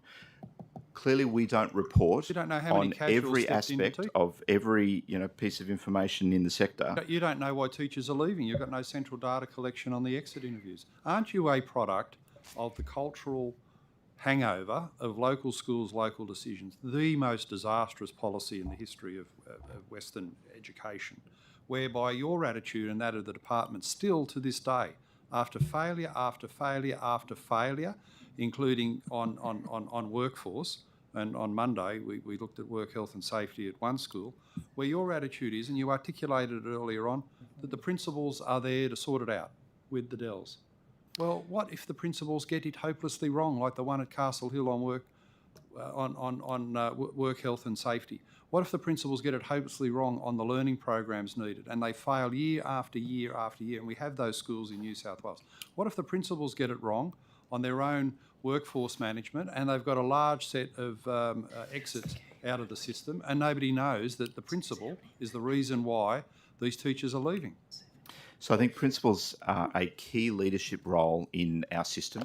In any equivalent system, then that level of leadership in any organisation, in any sector, is an important level of leadership. Those people have to be empowered to make decisions in their school. We have a range of policies and systems that they need to adhere to, and then we have procedures in place to understand whether or not they're adhering to those systems. What are those procedures? What were the procedures for exit interviews? Well, again, it depends what you're talking about. But as Mr. Dizdar said, they're managed at a school level. I'm very confident that when you talk to the DELs, they know what the resignation rate is in every one of the schools in their area, and they are engaging either with the principals directly or with their line leadership to talk about those issues. And they're managing them on the ground. They're not relying on a spreadsheet that says, oh, this number's good or bad. They're talking to the principals, they're talking to the staff in those schools, they're managing those personal relationships, and they're responding based on those needs. Well, yeah, we do give, this might help, we do give principals and DELs the mobility rates for a school on the staff front. So if staff leave a system, they've either resigned, retired, passed away, or medically retired. So we do have conversations on that data point. You can have a school that's got a... But Mr. Dizdar, and more particularly Mr. Lamb, other than being medically retired, old age retirement or dying, what are the reasons why teachers leave? Well, you've had submissions from teachers in this inquiry. What we hear from teachers is about their the work that they do, the fact that they don't feel that they have always enough time to support their students, the fact that the administrative work is significant. These are all things that we understand. These are all things that we're addressing. These are all things that we're looking at to remove workload from teachers, to free up more of their time to focus on teaching their students, supporting their students in the classroom. So you're relying on other submissions rather than your own data and your own knowledge as the Chief People Officer? Absolutely not. I'm reflecting the fact that what you've seen in the submissions is what we hear when we talk to our staff. When we talk to our staff through face-to-face meetings, through workshops, through focus groups. We understand what they're telling us when they say, we'd like access to central resources that are developed so that we don't have to spend as much time doing lesson planning, for example. They tell us that, and then we respond to those things, and we put those in place through things like the Resource Hub. So we are responding to those. Why do you think teachers stay? I think there's a variety of reasons why teachers stay, but fundamentally, what teachers tell us is that the opportunity to work with students, to make a difference to those students' lives and to impact their future prospects is the number one reason that people stay in the classroom. Yeah, well, that's evidence that John Hattie, for one, has presented that teachers stay because of students. But on the flip side, he says teachers say that they're leaving because of leaders. They don't like the way in which the school is run. They don't like the way the principal's doing things. They don't like the DEL. They don't like the way the system is being run. But you think it's workload, not leaders? Well, every individual teacher is going to have their own specific set of answers to any questions that somebody puts to them. But what we hear, and it's actually through some of those forums that we are running with Professor John Hattie, is that people talk about the demands of teaching, and they talk about things like that workload and the administrative work that they're having to do that they feel has increased. And certainly, we are sympathetic to that. And that's why we're doing a range of things. Resource Hub I mentioned, but there are other supports that we've put in place to help take that administrative work away from teachers so they can focus on what they want to do most, which is supporting students. Well, my final question goes to the sort of two paradigms that have come before this inquiry about teacher retention and the status of teaching. One is that it is workload, and we've got to ease the workload burden to attract new people into the profession. Personally, I don't know why we want to emphasise people and attract people who don't want to work hard, or they want to work less hard than the current arrangements. That to me seems counterintuitive. And the second paradigm is that really it's about the status of teaching. We've got to lift the professional standards and the way things are done. For instance, quicker promotion of good people, quality people through the system, and paying them more after 5 or 10 years, and a whole other range of professional standards of accountability, performance and reward. So the department, though, is dismissing that second factor and just emphasises workload. And don't you think it's good that people want to work hard and need to work hard at teaching? I think teachers work incredibly hard. I think they do every day, and they do incredibly important work. How hard do they work in the 8 weeks of the year when you've got no idea what they're doing? Well, I just want to correct that there. Teachers get paid for 4 weeks leave per year. They have 12 weeks away from the school. And teachers can choose during those other weeks whether they work from home or they work from a school location. And I know very many teachers who work, choose to do their work over that school holiday period from home. And that's part of the flexible working environment. It's another area where you just don't know, do you? You don't know what they're doing because you're not allowed to ask them. Teachers work incredibly hard, whether it's in the semester or outside the semester. Of knowing what they're doing in that 8-week period. 8 weeks. 8 weeks. It's unbelievable, isn't it? That you 8 weeks of the year, you've got no idea, you're not allowed to ask them what they're doing. How do you know they're working hard? 6 weeks, actually. As I said, teachers have usually a list of activities that they need to get through for themselves during the school holidays, whether that's lesson planning, whether that's marking work, whatever that is. And teachers work through that work.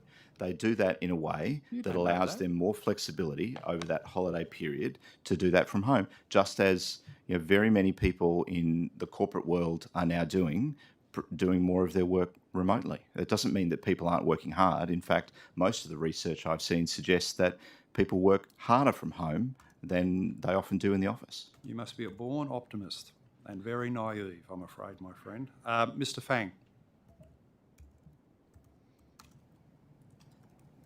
Chair, I'm actually just having some communication / internet issues at the moment, so I might just pass to It's all those Mr. posters Farlow. behind you. Thank you very Mr. Farlow. Thank you very much, Mr. Fang. I'm interested just in picking up on that point in terms of the DELs and the like and managing staff. Is there some form of KPI or that the DELs have, which they're responsible for in terms of staff management of the schools that are under their remit? I might ask Mr. Disdar to comment on Dell's. Several things. Every staff member, Mr. Farlow, has a performance and development framework inside the school. So the principal and their leadership team line manage all the teaching staff for a performance development framework. The Dell line manages the principal for a performance development framework. We give every school their mobility data and we update that regularly. We have the state average on the mobility data, so that we can give guidance to the conversations that can occur. I was trying to say earlier, unfortunately, wasn't given the opportunity to finish. If you've got a school with a high rate of mobility, you would, as a DEL, then ask the question of the principal, can we unpack what's happening here? And it's remiss to think that staff are not happy or are resigning. That could mean they've had promotions from that school to other schools, and it could mean resignations, retirements, unfortunate deaths, medical retirements. So we give the data to facilitate that conversation around mobility. An alarm bell would ring for a DEL if that data was at a high point compared to the state average, and then would allow that unpacking of that conversation. A school that I started my career at in southwestern Sydney had a very high mobility rate, and when we unpacked it, it was because a lot of people were being promoted from that setting. We're getting great leadership opportunities very early in their career in a setting that was perceived as complex. They were growing quickly and being promoted. So it wasn't a cause for alarm when you unpack that data. So effectively, the data in itself, as they say, lies and damn statistics, effectively, that you could go through that mobility data, for instance, and see that there might be what you would think would be alarming, that the school was seeing a lot of people moving out of the school. But what effectively was happening was that they were effectively being raided. Like you might have eastern suburbs raid the West Tigers, for instance, for some of the talent, and you were seeing that in the schools. Is that sort of what could be occurring in this case? If it's leading to promotion and career progression and it's staying within the system, then obviously that's great for the system. Might not be good for that school losing a number of people to promotion. But on the same token, if we find that there's a school that's got high mobility and the cause of that, or the reason, sorry, I should say, is that there's a lot of resignation, that would lead to further questioning. We'd want to unpack why. Earlier the chair said that Professor Hattie referenced that some teachers leave because they're not happy with the leadership, or they don't find the leadership supportive or embracing. That would then allow for that conversation. Every resignation from a school is of concern, and we want to unpack why, particularly if they're leaving us to go to another sector and continue their teaching career. We would want to keep them in our sector. We'd want to keep them in public education, and we want to know why. But people have a lot of reasons why they might resign. They might not be happy. They might want to move overseas, interstate. They might want to try a different career. So, unpacking that data is really important. I know we fielded questions why we don't centrally maintain that, but we find that at a local level is the best way to work through scenarios like that. Now, I just want to move on to that central maintenance argument, so to speak, as well. So, I think your evidence was about 92,000 staff, is it, in terms of Teachers, yes. Teachers, 92,000 teachers. So that makes you one of the largest employers in Australia, effectively. To centrally manage that data, I imagine, would be a mammoth task. And Mr. Disdar, to pick up on your point, where that data in particular is not necessarily all that revealing at the top level. And also, just add, Mr. Farlow, the casual component of this. We've got to understand what casual means. As a principal, I employed casuals who were only willing to work in term one and then would not work the rest of the year. They would still be active because they keep their number on a system. So it would look like in that system you've got that casual, but they made it clear they don't want to work for 3 terms because they're going to be doing something else. I've encountered casuals that only want to work on Mondays and Tuesdays because they're employed doing stuff Yeah, but that's not typical. on those other 3 days. So, the nature of casual is that they do get to choose. They have the agency of choosing when and how and where they'll work. So, that's not an easy workforce to keep track of. Have you done any surveys to establish the rate of that? Have you done any data analysis to say there is this proportion of casuals who only want to teach in this particular way?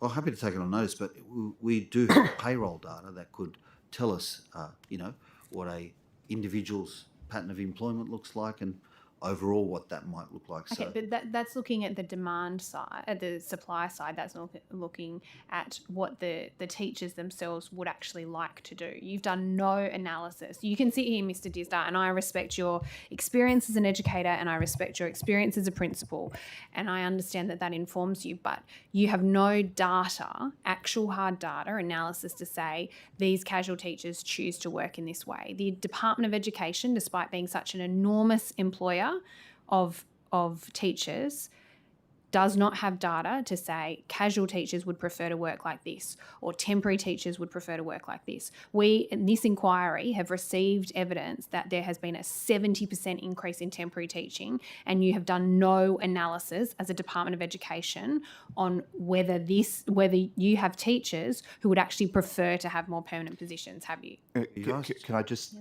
comment on that, Ms. Sousos?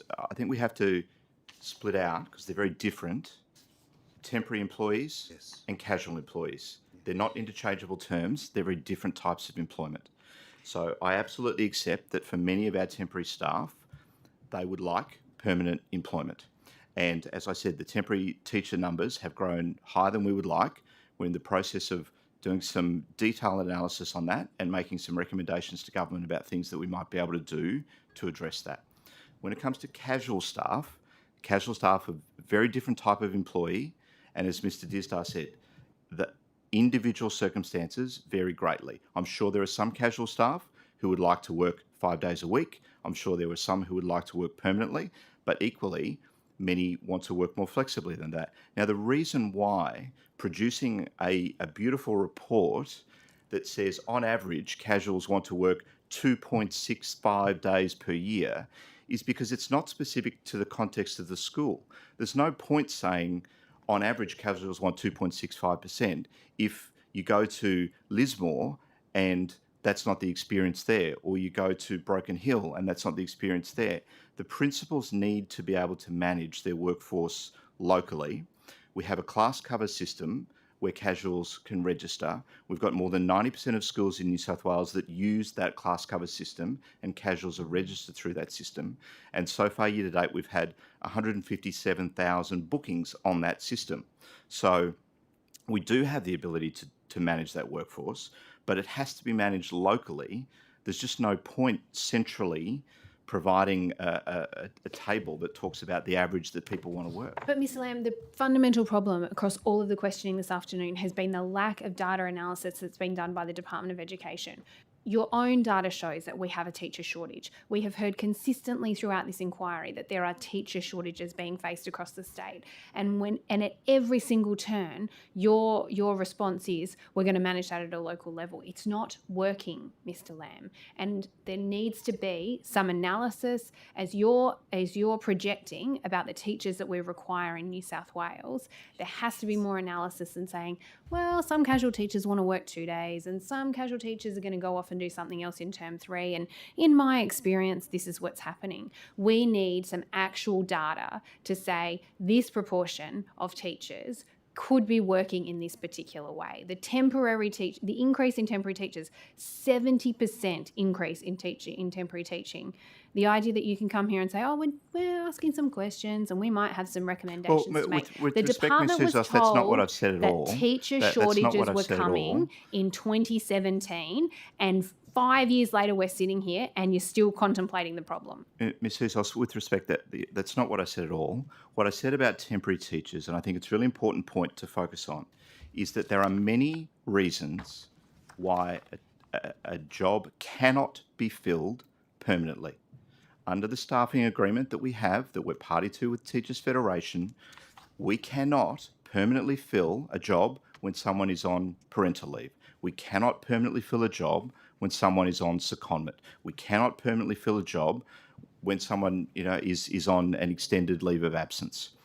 So It's not entirely true, is it? So under the staffing agreement, we cannot do that in those circumstances. The employee who is on parental leave or on long-term sick leave or on secondment has a right of return to that job. Those are the terms of the staffing agreement that we have between us and Teachers Federation. And you are currently renegotiating that employment, and as part of that agreement, and as Ms. part of Housos, that, have we you are done not any... renegotiating that agreement. That agreement is in place until next year.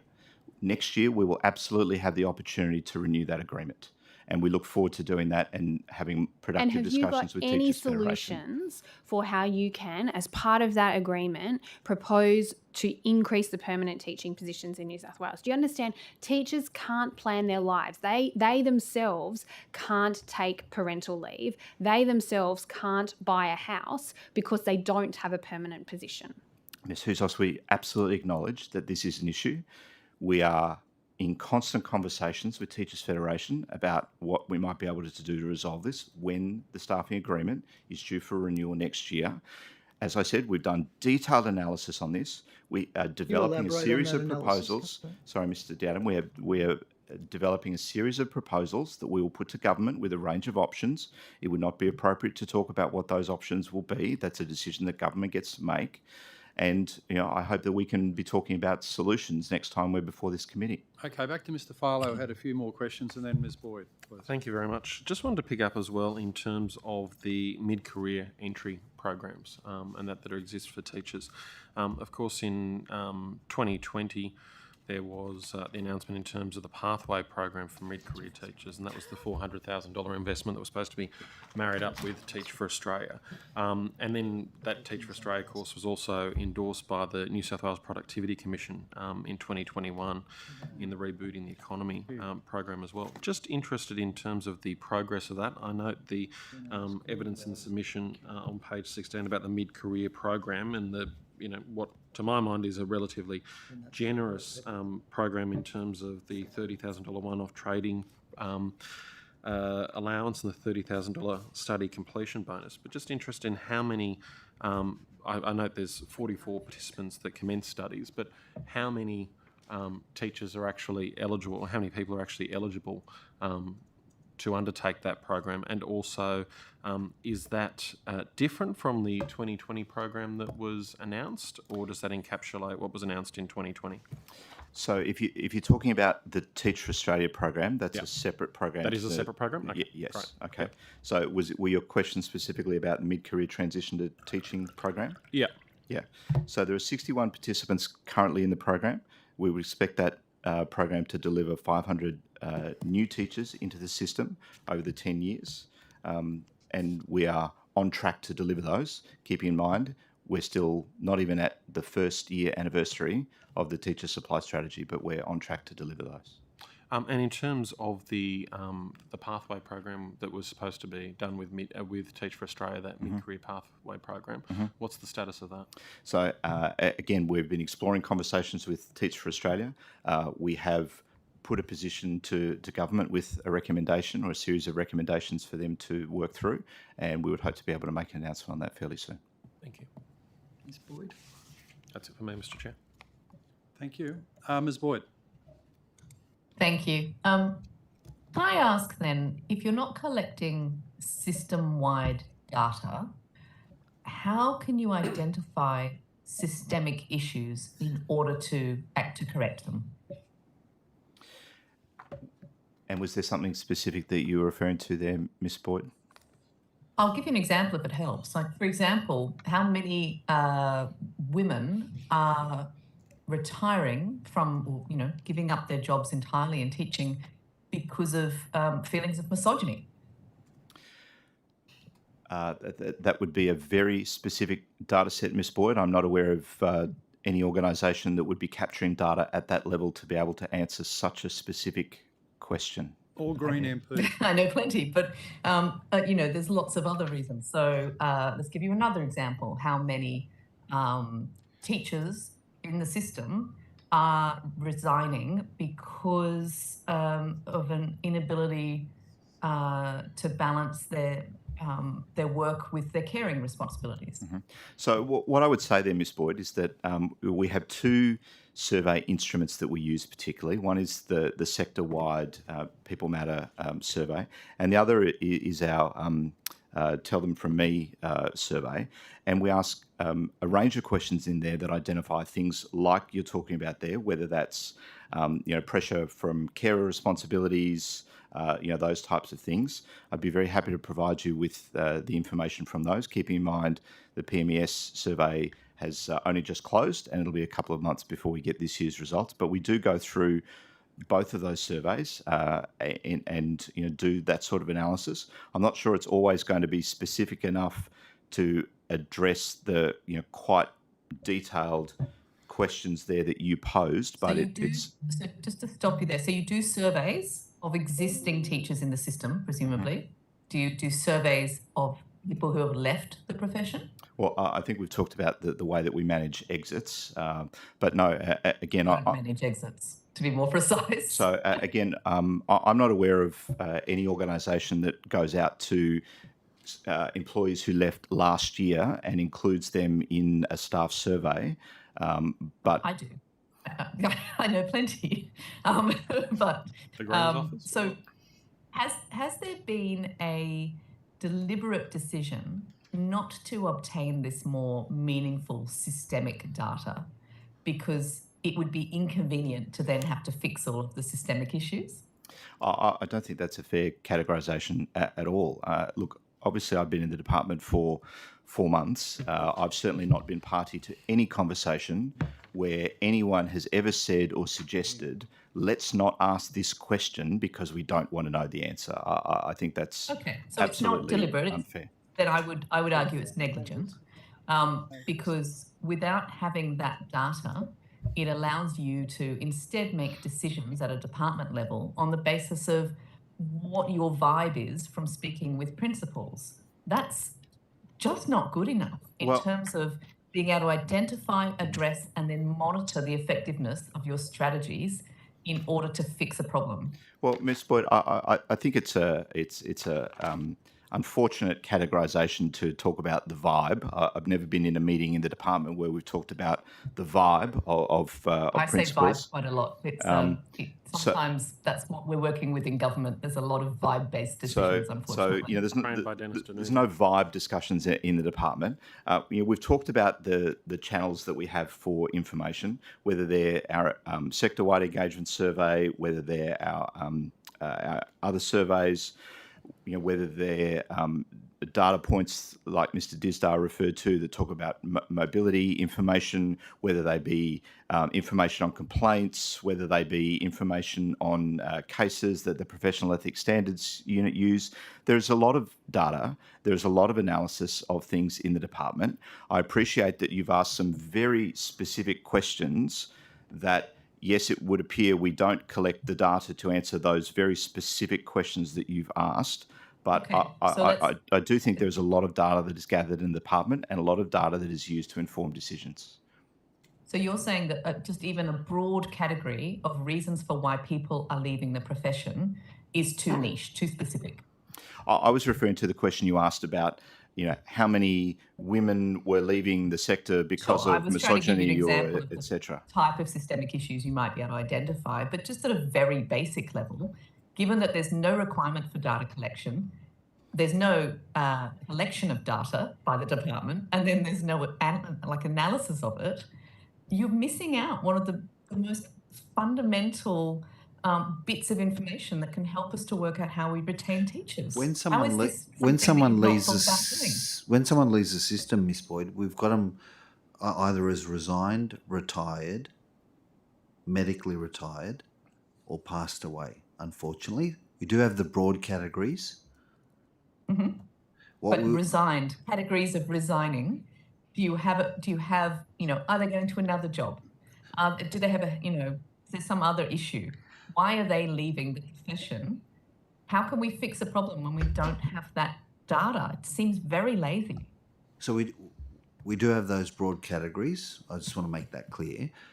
You're raising more granular matters, and the way we indicated that we're tackling that is providing both principals and their line management with the mobility data to have those conversations back at their site.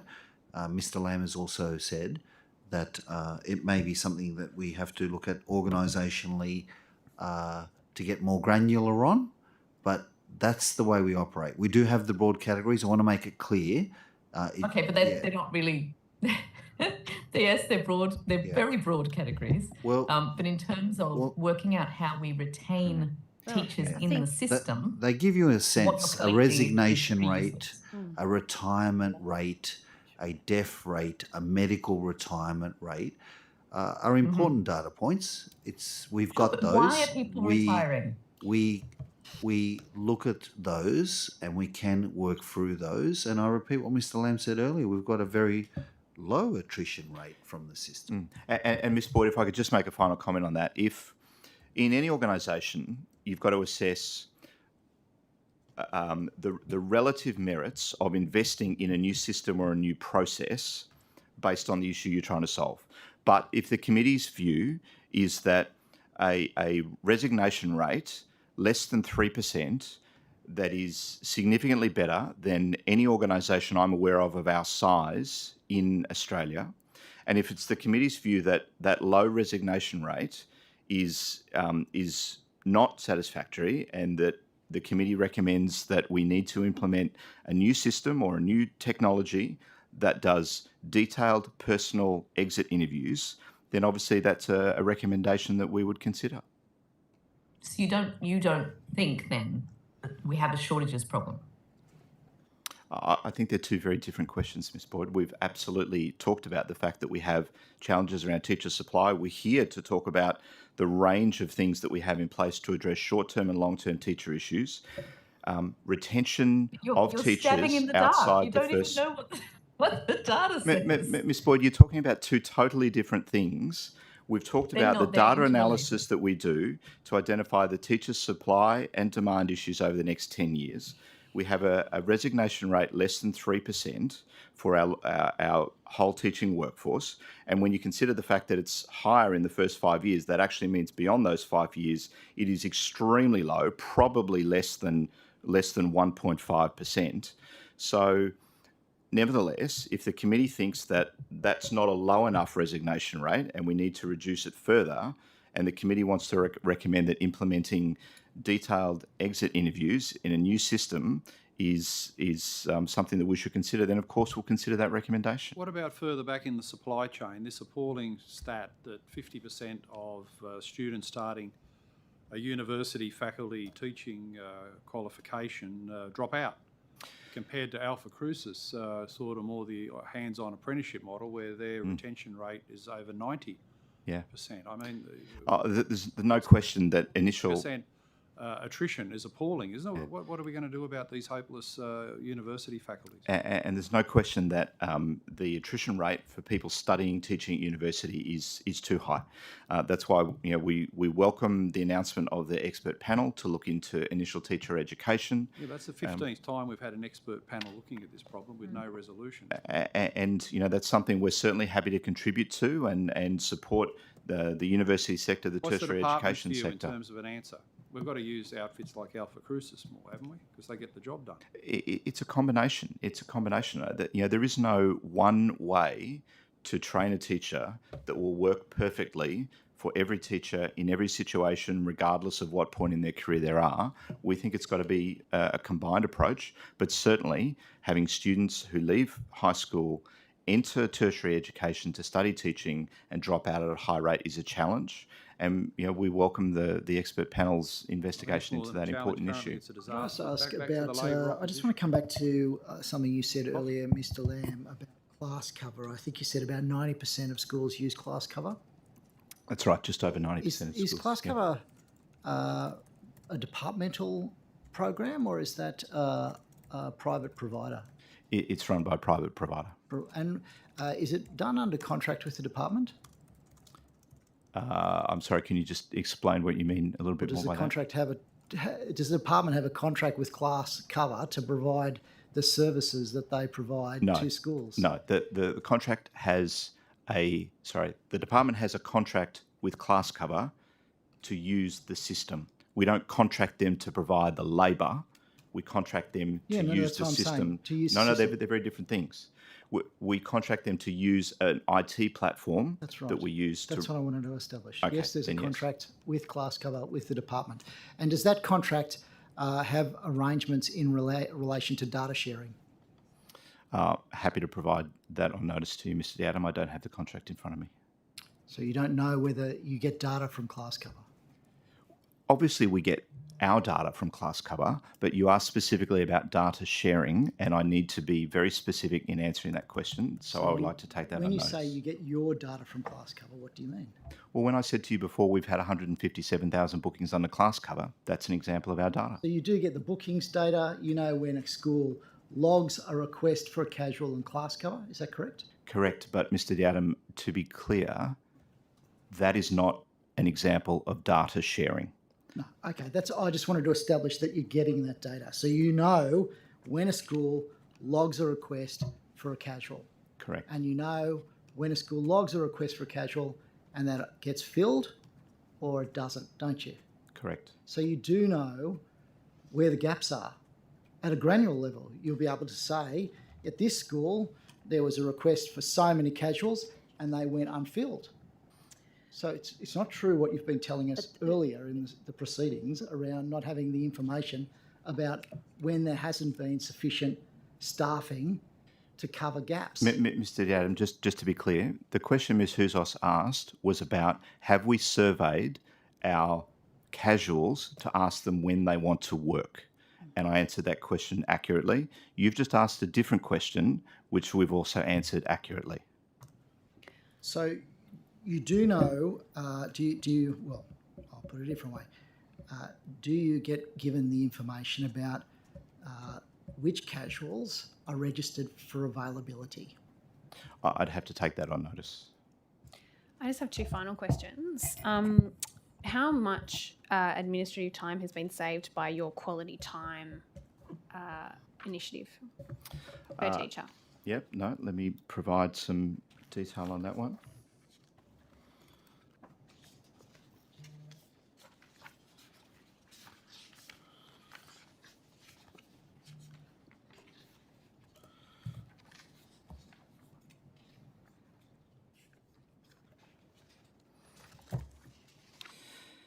So the data that I have here, and this is data that was prepared in August, it shows the top 4 areas where time has been saved, and it estimates that at 29 hours per year. And I'd be happy to provide an update for you if there's anything that's changed since that. 29 hours per year. That's correct. All right. Half an hour a week. If that's the calculation. Okay. I wanted to ask you as well, so are you aware if NESA, or have you asked NESA to conduct any surveys of teachers about their future plans and whether they're planning on leaving or staying in the profession? I'm not aware of that. Mr. Tisdar, are you aware? No, I'm not. No. Are you able to happy take it on that notice and Sure. ask NESA if they are currently surveying teachers about their future plans, about whether they're planning on staying in the system or whether they're planning on leaving? Happy to take that on notice and provide that if NESA are able to answer that question. Great, excellent. Anything else? I just have one further question. In terms of the resource hub, I understand that went to tender. What is the status of the tender for the resource hub? Resource hub? I don't have that information in front of me. No, happy to take that on notice. How many here? No, I think You might be getting two things conflated, Mr. Dowdham. The Universal Resource Hub is already in operation. Okay, so I'm talking about the You might be talking announcement about the around curriculum resources. the curriculum resources, yes. Yeah. So what is that called? take that on notice. We'll get you some information on What's that. that called? What's the departmental descriptor Online for that learning program? I think it's. I don't know. I think It's an online learning hub. Or Type thing. Yeah. We'll get you the on notice, can you tell us what it's called? Yes. And on notice, can you tell Yeah. us So the what Universal status Resource Hub is up and running. Yep. of and- the tender is? Yep. We'll get that on notice. Or for you. whatever. We'll find out and answer that for you. And Chair, sorry if I just might make one additional comment on something I said earlier. When I talked about the modelling being our own internal modelling, that was correct, but we did have support from Deloitte to prepare that modelling, just to clarify. And Ms. Boyd, did you have one final question? We're a bit over time. No, you're okay, Mr. Fang? You're out, Mr. Barlow? Okay, well, we can conclude at that point, and we thank our 3 witnesses for their participation and look forward to answers for the matters taken on notice, and we'll see you again. Thank you. Thank you. Not again.